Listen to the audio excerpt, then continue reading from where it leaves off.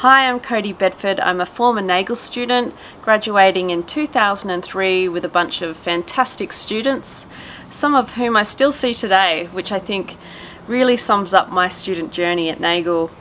I was one of a handful of Aboriginal students in my year. I think there are about 4 of us, and if you look at it statistically, nationwide, we really weren't meant to graduate.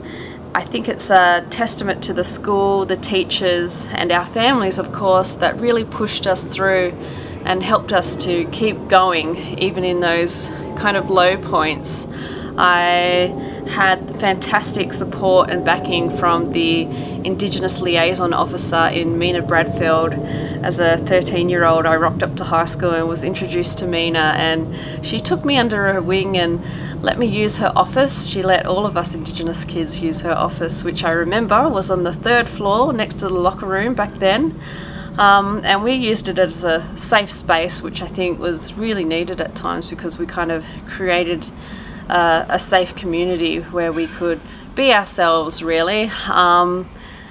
She really helped me get through that early part of high school. And yeah, there were times throughout the years which were rough, like any other teenager going through school, but I look back now and I really had the support of my teachers and peers standing beside me in those difficult moments, and it really gave me the confidence to keep going and also be proud of my culture, which, you know, for any blackfella teenager is just really astounding and really appreciated, of course.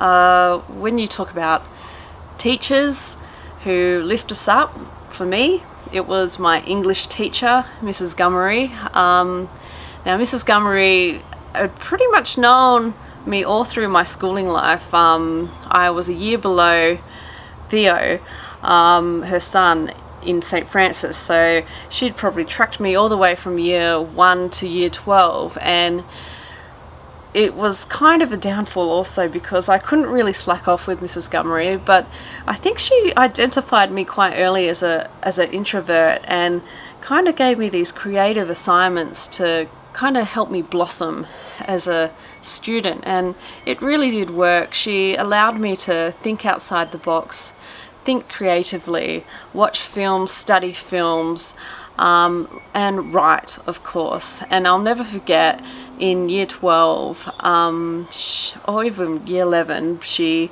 gave me a short story assignment, and I wrote a short story. It was called Murder in G Minor, and she gave me 10 out of 10 for it. And I knew then I was going to be a writer, and I'm proud to say that I'm a writer today. I'm a screenwriter and I'm a filmmaker, and I really have that moment and Mrs. Gummery to thank for encouraging me to think with my creative side. I'll thank her in my Oscar speech. Well, along with my mum, of course. Not really, I'm never going to go to the Oscars, but I do hold Mrs. Gummery in a very high regard, and thank her for unleashing the creative side in not just me, but many kind of creative students. So thank you, NAGLE, and I still hold those memories of high school precious to me.